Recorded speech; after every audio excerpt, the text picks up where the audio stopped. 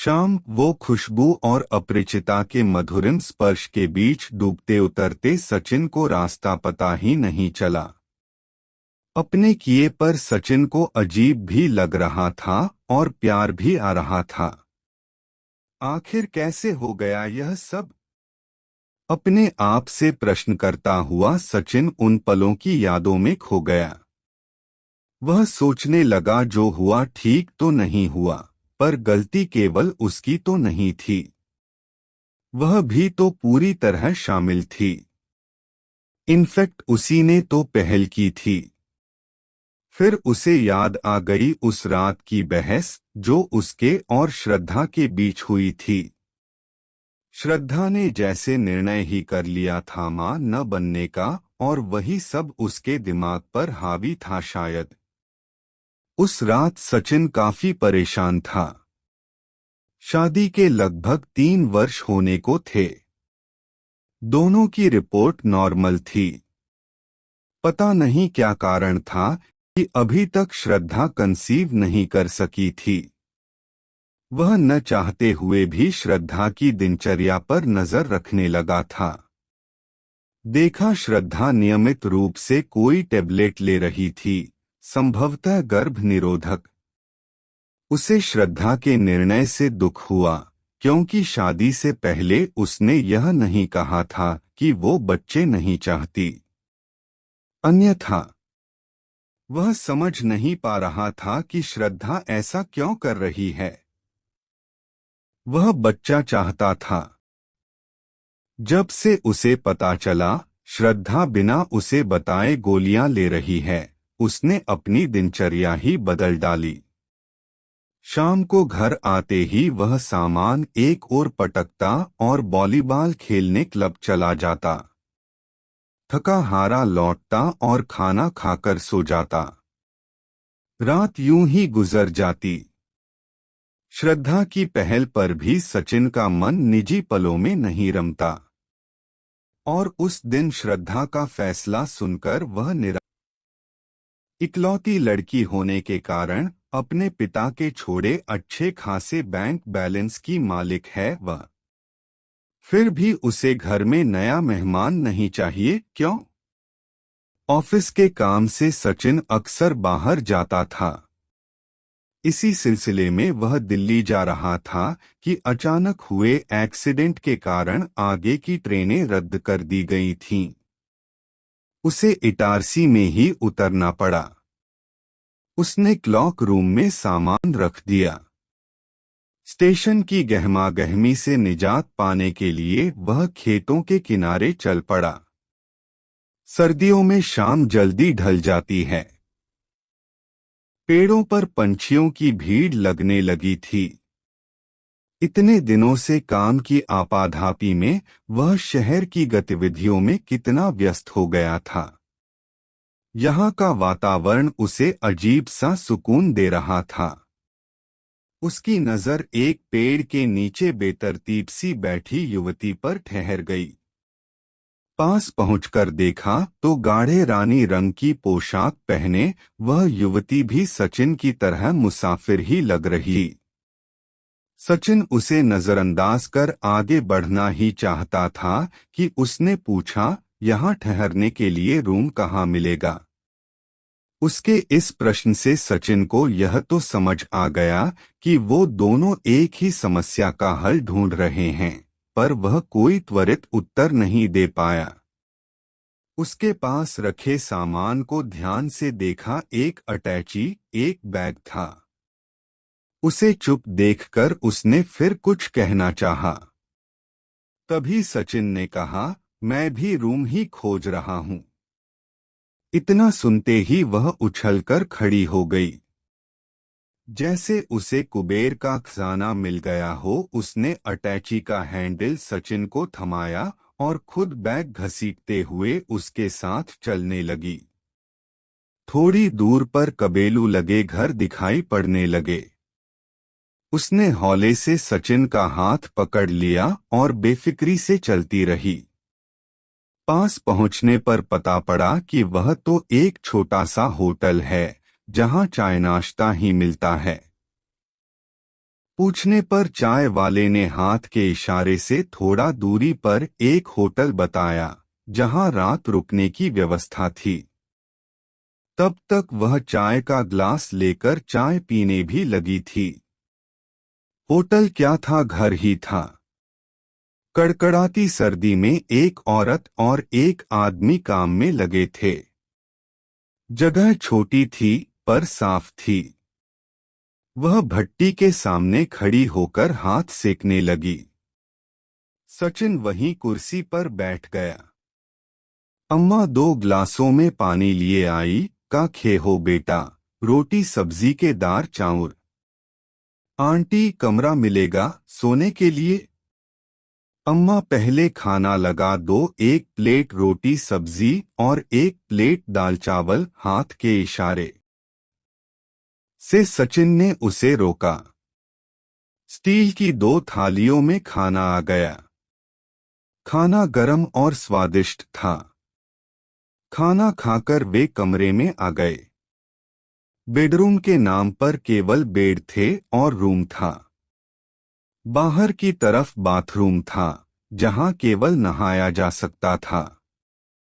उसमें भी दरवाजे की जगह पर्दा लगा था। टॉयलेट का पूछने पर अम्मा ने दूर बने शौचालय की तरफ उंगली दिखाई। घुप्प अंधेरे में उसका पीला दरवाजा ही दिखाई दे रहा था। सचिन ने उसे टॉयलेट जाने का इशारा किया। जब वह कमरे में लौटा तो देखा वह नाइट सूट पहने पलंग पर लेटी थी। जास्मिन की भीनी भीनी खुशबू पूरे कमरे में फैली थी। दूसरी ओर पड़े खाली पलंग पर वह भी लेट गया। सचिन सोचने लगा, कौन है यह? क्या यह मुझे जानती है? मैं तो इससे पहले कभी नहीं मिला। फिर इतनी बेतकल्लुफी से कैसे मेरे साथ सो सकती है? वह खुद से ही बातें कर रहा था। ठंड के कारण नींद नहीं आ रही थी। करवटें बदलते हुए काफी समय बीत गया। अचानक उसे किसी के ठंडे हाथों का स्पर्श महसूस हुआ। करीब आती जास्मिन की महक से उन्हें अपने को बहकता पाया। कमरे का माहौल इतना रोमांटिक हो गया कि सचिन खुद पर काबू न रख सका। फिर जो हुआ वह सचिन के जीवन की अमूल्य निधि बन गया। फोन की घंटी से सचिन की नींद टूटी। उसने देखा आसपास कोई नहीं था। फोन किसी अननोन लैंडलाइन नंबर से था। दूसरी ओर से स्वर उभरा, मी मेहरोत्रा, कहाँ हैं आप? हड़बड़ाकर सचिन ने घड़ी देखी। सुबह के 8 बज रहे थे। सर, वो एक्सीडेंट, मेरी ट्रेन कैंसल। मी मेहरोत्रा, आर यू ओके? जी सर, जल्द से जल्द आने की कोशिश कर रहा हूं। यह कहते हुए सचिन ने खुद को संभाला। इधर उधर देखा, कोई भी नहीं था। शायद वह जा चुकी थी। उसने मेन रोड पर आकर टैक्सी ले ली। रास्ते भर वह उस रात के हसीन पलों का जोड़ घटाना करता रहा। थोड़ा अच्छा, थोड़ा खराब, पर वह अजीब सी शांति महसूस कर रहा था। उस रात के उन हसीन पलों को किससे शेयर करे?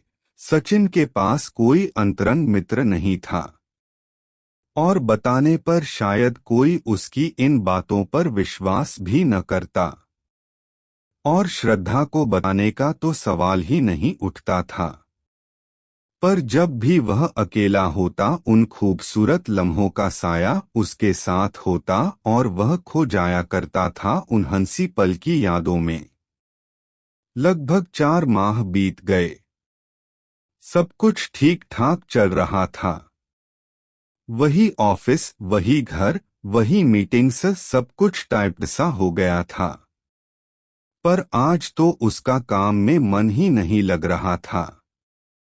न तो सचिन के पास उसका नंबर था और न कोई जानकारी। दो एक बार स्टेशन से पता करने की कोशिश भी की पर कुछ हाथ न लगा। एक दिन ऑफिस में प्रवेश करते ही जास्मिन की जानी पहचानी खुशबू ने सचिन का स्वागत किया। सचिन ने उसे अंदर आने का इशारा किया। उसने बिना औपचारिक बातचीत के बताया कि वह प्रेग्नेंट है। सचिन ने घर जाने के बहाने हाफ डे लिया और उसे साथ लेकर ऑफिस से निकल पड़ा। दोनों एक रेस्तरां में बैठे। उसने बताया कि वह अविवाहित है और अब उसके लिए घर से बाहर निकलना मुश्किल हो गया है। वह जहां काम करती है वहां इस बात का खुलासा नहीं किया जा सकता, अतः उसे नौकरी छोड़नी होगी। पहली बार सचिन को अपने निर्णय पर दुख हो रहा था। उस दिन का बहकना सही नहीं था, जैसे उसके लिए मुसीबतों का पहाड़ खड़ा कर दिया था सचिन ने। पर कहीं यह मुझे धोखा तो नहीं दे रही? नहीं नहीं, यदि ऐसा होता तो मुझसे पैसों की मांग करती।